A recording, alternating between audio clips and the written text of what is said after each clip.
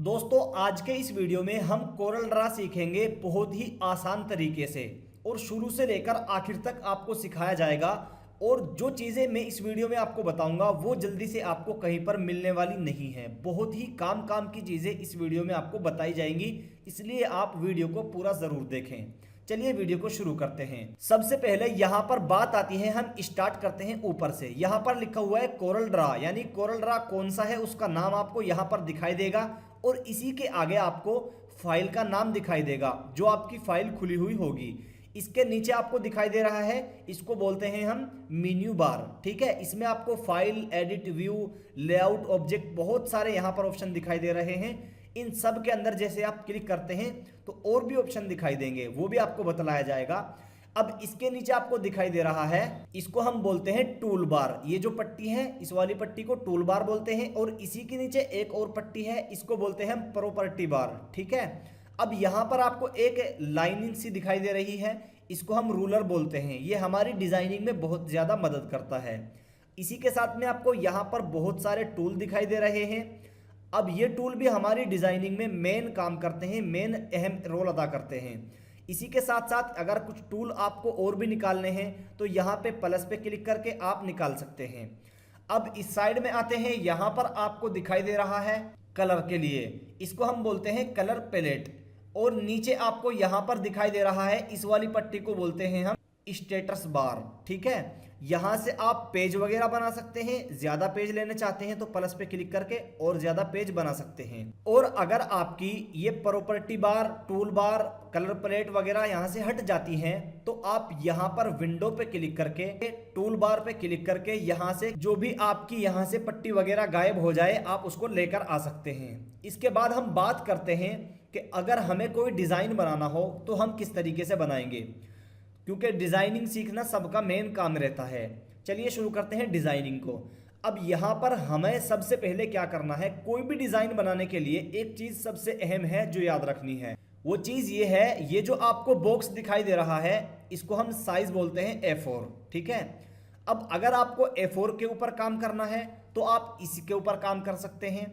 और अगर आपको बड़ा साइज लेना है तो आप यहाँ पे क्लिक करेंगे, ये आप देख सकते हैं, यहाँ से जितना साइज चाहे आप ले सकते हैं।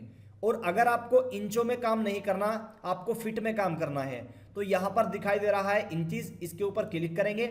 यहाँ से आप जिसमें चाहे काम कर सकते हैं, फिट में या फिर आप पॉइंट में या पिक्सल में, जिसमें चाहे आप काम कर सकते हैं। तो हम यहाँ पर इंचीज में काम करते हैं। सबसे पहले क्या करते हैं, यहाँ पर आते हैं और जैसे ही हमने इसके ऊपर माउस को क्लिक करके रखा तो यहाँ पर इसका नाम लिखा हुआ आ जाएगा रेक्टेंगल टूल।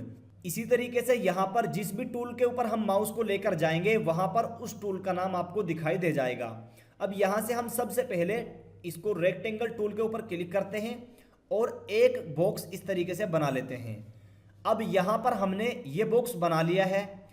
अब क्या होता है, जैसे ही हम इस बॉक्स को छोटा बड़ा करने की कोशिश करते हैं तो एक और बॉक्स बन जाता है इस तरीके से। तो इस समस्या को कैसे खत्म करेंगे, कैसे हटाएंगे, उसके लिए आपको यहां पर सबसे ऊपर आना है। ये वाला जो टूल है पिक टूल, इसको बोलते हैं पिक टूल, आपको ये लेना है। जैसे ही आप पिक टूल लेंगे तो आप बिल्कुल नॉर्मल हालत में आ जाएंगे। अब आपको क्या करना है, अगर आपके पास इस तरीके से एक्स्ट्रा कुछ बन गया है तो आपको इस तरह यहां से क्लिक करके इनको सेलेक्ट करना है और कीबोर्ड से डिलीट प्रेस करके इनको डिलीट कर देना है। अब बारी आती है इस वाले साइज की जो हमने बनाया है, इसको हम उठाकर ऐसे क्लिक करके ऊपर नीचे कहीं पर भी रख सकते हैं। और अगर हमें इसका साइज छोटा बड़ा लेना है तो हम इसके ऊपर क्लिक करेंगे, जो हमने यहाँ पर बॉक्स बनाया है। क्लिक करने के बाद यहाँ पर आपको दिखाई देगा इसका साइज भरने का ऑप्शन आ गया है। अब यहाँ से हम, चूंकि हमने यहाँ पर पहले ही इंचेस सेलेक्ट कर रखा है और इसको सेलेक्ट करके यहाँ पर हमें कितनी इंच लेनी है वो यहाँ पर डालेंगे। ये आपको दिखाई दे रहा है, यहाँ पर डालने से ये हमारा ये वाला साइज लंबा हो जाएगा और अगर यहाँ पर डालेंगे तो यहाँ ये वाला साइज बढ़ जाएगा। तो हम यहाँ पर साइज डालते हैं 3.5 और नीचे वाले में डालते हैं 2.5, उसके बाद एंटर कर देते हैं।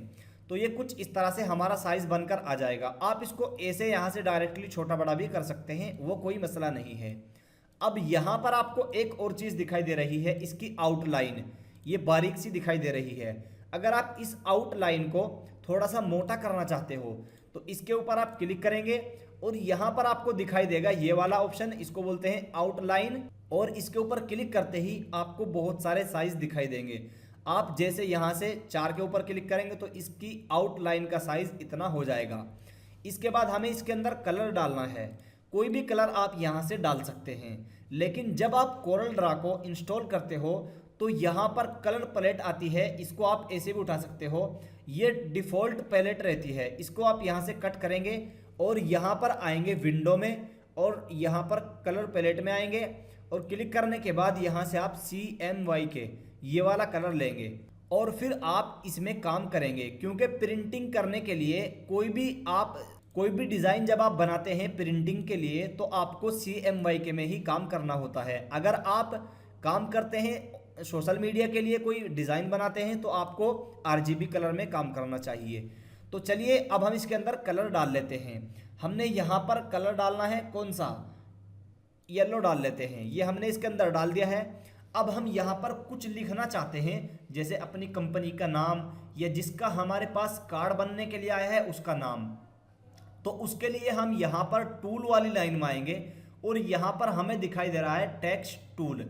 आप इसे डायरेक्टली F8 प्रेस करके भी ले सकते हैं। तो हमने जैसे ही इसके ऊपर क्लिक किया ये आ गया। अब जहाँ पर भी आप क्लिक करेंगे वहीं पर लिखाई स्टार्ट हो जाएगी जो आप लिखेंगे कीबोर्ड से। तो हम यहाँ पर क्लिक कर देते हैं और यहाँ पर लिखते हैं हम डिज़ाइन विद प्रिंट। ठीक है, ये हमने यहाँ पर लिख दिया। अब अगर आप यहाँ पर ये चीज़ आपको ज़रूर ध्यान रखनी है, लिखने के बाद आप चाहते हैं कि इसको छोटा बड़ा किया जाए तो सबसे पहले आपको पिक टूल लेना है। ठीक है, ये ज़रूर ध्यान में रखें, पिक टूल आपको लेना है, उसके बाद ही आप इसको छोटा बड़ा कर सकते हैं आसानी के साथ में। अब यहाँ पर बात आती है कि आपको इसका साइज़ बड़ा करना है या फ़ॉन्ट चेंज करना है। तो साइज़ बड़ा करने के लिए यहाँ से आप पकड़ के ऐसे भी खींच सकते हैं, इसको ऐसे छोटा बड़ा कर सकते हैं। लेकिन हमें क्या है, इसका साइज़ बिल्कुल फिक्स करना है तो उसके लिए यहाँ से आप साइज डाल सकते हैं। अगर बोल्ड करना है तो यहाँ से बोल्ड कर सकते हैं इस तरीके से, इटैलिक करना है तो यहाँ से कर सकते हैं और अंडरलाइन लगानी है तो यहाँ से लगा सकते हैं। इसके बाद अब आती है फ़ॉन्ट की बारी। इसको जैसे ही सेलेक्ट करते हैं तो यहाँ पर फ़ॉन्ट का ऑप्शन हमारे सामने आ जाता है। यहाँ पर क्लिक करते हैं, बहुत सारे फ़ॉन्ट जो कि ऑलरेडी आपके कंप्यूटर में पड़े होते हैं वो खुलकर आपके सामने आ जाएंगे। जैसे हम यहाँ से ये वाला फ़ॉन्ट ले लेते हैं, या अगर ये अच्छा नहीं लग रहा तो दूसरा ले लेते हैं, ये ले लेते हैं, या जो आप चाहें जौन सा आपको अच्छा लगे वो आप ले सकते हैं। तो हमने फ़िलहाल यहाँ पर ये ले लिया है और इसको हम थोड़ा सा बड़ा करते हैं इस तरीके से और इसके अंदर कलर हम डालते हैं रेड। येलो के ऊपर ब्लैक भी अच्छा दिखाई देता है, उससे भी लिख सकते हैं। हमने ये यहाँ पर लिख दिया। अब हमें क्या करना है, इसके नीचे हमें बहुत सारी चीज़ें लिखनी है बारीक बारीक। तो हम यहाँ से इसकी कॉपी करेंगे, डिज़ाइन विद प्रिंट की कॉपी करने के लिए आपको कीबोर्ड से प्लस का बटन दबाना है तो कॉपी हो जाएगी। उसके बाद इसको छोटा करेंगे और यहाँ पर जो भी आपको लिखना है रैंडमली आप लिख सकते हैं जो आप चाहें। तो इस तरीके से आपने मसलन यहाँ पर ये लिखाई कर दी और इसको थोड़ा सा ऊपर को कर दिया, इसको यहाँ पर सेट कर दिया। अब इसका कलर आप ब्लैक कर सकते हैं ताकि डिज़ाइनिंग अच्छी लगे। अब एक चीज़ और आती है, ये जो इसकी लेंथ है हमारी टेक्स्ट की, ये इस साइड से इस तरह हो रही है। अब हमें क्या करना है, यहाँ पर आना है और हॉरिजेंटल के ऊपर क्लिक करने के बाद यहाँ से हमें सेंटर के ऊपर क्लिक कर देना है तो ये इस तरह कुछ सेंटर में हो जाएगी। अब हमें क्या करना है, यहाँ पर हमें एक बॉक्स और बनाना है। उसके लिए हम या तो यहाँ से अलग से बॉक्स बनाएंगे इस तरीके से, या फिर हम एक चीज़ और है, इसके ऊपर क्लिक करके कीबोर्ड से प्लस का बटन दबाएंगे, कॉपी हो जाएगी और इसको यहाँ से ऐसे छोटा करके यहाँ पर छोड़ देंगे। इसकी आउटलाइन को ख़त्म करना चाहते हैं, हटाना चाहते हैं तो इसको सेलेक्ट करेंगे और यहाँ से इसके ऊपर आप राइट क्लिक करेंगे इस वाले के ऊपर। ये देख लीजिए आउटलाइन इस तरह हट जाएगी और इसके अंदर वाइट कलर जौन सा कलर आप चाहें वो दे सकते हैं। तो हमने ये कलर यहाँ पर डाल दिया है। अब हमें यहाँ पर इसके अंदर एड्रेस लिखना है। तो एड्रेस लिखने के लिए फिर हम इसकी कॉपी करते हैं ऐसे, और कॉपी करने के बाद डबल क्लिक करते हैं इसके ऊपर और कंट्रोल A करते हैं, यहाँ पर लिख देते हैं शामली। तो ये हमने यहाँ पर शामली लिख दिया है।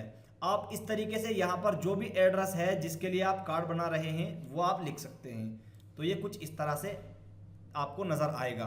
कलर आप सेलेक्ट करके चेंज कर सकते हैं और इसी तरीके से इसको सेलेक्ट करके यहाँ पर लेकर आते हैं और कॉपी करने के बाद इसका कलर आप चेंज कर सकते हैं। यहाँ पर आप नाम लिख सकते हैं जिसके लिए आप कार्ड बना रहे हैं, कुछ इस तरीके से। और सामने में आपको इसी के यहाँ पर रखना है इसको, और यहाँ पर रखने के बाद फिर आपको डबल क्लिक करना है और यहाँ पर मोबाइल नंबर डाल देना है रैंडमली, जो भी मोबाइल नंबर किसी का होगा, ठीक है, इस तरीके से। और यहाँ पर आपको कोई फोटो वगैरह सेट कर देना है तो आपका ये डिज़ाइन बनकर रेडी हो जाएगा। तो ये तो हमने आपको नॉर्मल सी चीज़ें सिखाई हैं। अब अगर आपको और भी अच्छे से सीखना है और भी बारीक बारीक चीज़ें सीखनी है, जैसे हमें यहाँ से इसको हटाकर एक साइड में रखता हूँ और एक छोटा सा आपको बनाकर दिखाता हूँ। ये हमने यहाँ पर बना दिया। अब हम चाहते हैं कि ये जो गोला बनाया है हमने, इस बॉक्स को हम इसके अंदर डाल दें, ये वाली साइड दिखाई ना दे। तो उसके लिए आप यहाँ पर इसको क्लिक करेंगे, ऑब्जेक्ट पर क्लिक करेंगे। ऑब्जेक्ट पर क्लिक करने के बाद आपको पावर क्लिप का ऑप्शन दिखाई देगा, पावर क्लिप करेंगे, यहाँ से प्लेस इनसाइड करेंगे और इस पर क्लिक करते ही आपको इसके ऊपर क्लिक कर देना है। अब ये फ्रेम आपका अंदर आ चुका है।